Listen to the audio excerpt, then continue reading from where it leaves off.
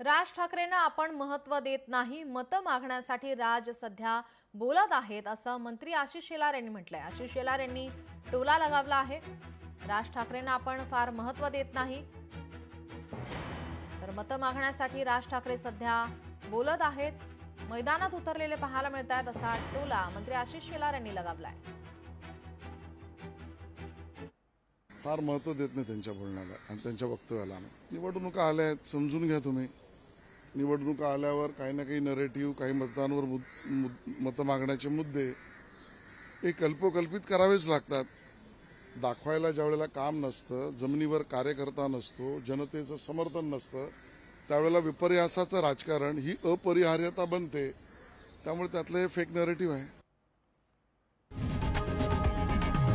लोकशाही मराठी ऐका, पहा, जागरूक रहा।